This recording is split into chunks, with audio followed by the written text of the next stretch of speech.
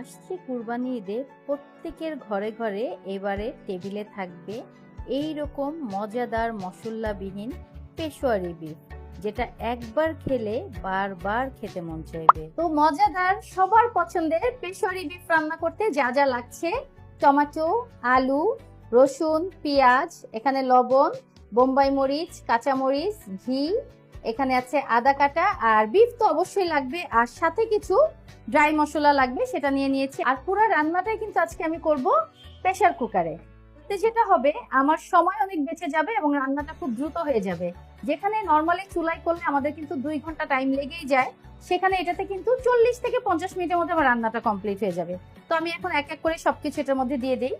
তো ফার্স্টে আমি বিফগুলোই দিচ্ছি, আর এখানে 2 কেজি বিফ আছে, সাথে তো আরো জিনিস যাবে। তো সবকিছু যেন একই পাত্রে এটে যায়, জন্য বড় একটা প্রেসার কুকার নিয়েছি। আর প্রেসার কুকারের প্রসঙ্গ আসলেই ভীষণ এম্পোরিয়ামের নাম না নিলেই না। আর ওদের প্রেসার কুকারগুলো বেশ ভালো। সামনে যেহেতু ঈদ, তাই কয়েকদিন আগে ওদের শোরুম ভিজিট করি। ভীষণের কুকওয়্যারগুলো আমি আগে ইউজ করেছি, তাই ওদের প্রোডাক্টের উপর আস্থা রাখা যায়। আর আজকে আমি নিব ওদের টপার প্রেসার কুকার। এখানে বিভিন্ন সাইজের প্রেসার কুকার আছে, আর আমার যেহেতু রান্না বাড়া বেশি, তাই আমি বড় সাইজেরটাই নিয়ে নিলাম। কুরবানি ঈদে ঘরে ঘরে যেহেতু বিফ আইটেমটাই বেশি রান্না করা হয়, তাই এই প্রেসার কুকারটা পারচেস করাই ছিল আমার জন্য বেস্ট ডিসিশন। এখন তাহলে রান্নায় ফেরা যায়। এক এক করে কিন্তু আমি মাংসের ভিতরে আলু, টমেটো, পেঁয়াজ, রসুন, পরিমাণ মতো লবণ, কাঁচামরিচ, তারপরে আদা কুচি, আর 3টা দিয়েছি বোম্বাই মরিচ। বোম্বাই মরিচের ফ্লেভারটা এখানে দারুণ লাগে। আর দিয়ে দিচ্ছি ঘি। ঘিটা এখানে অবশ্যই দিতে হবে, কারণ ঘিয়ের ফ্লেভারেই পেশোয়ারি বিফটা অনেক বেশি মজা লাগে। এখানে তেল ইউজ করা যাবে না।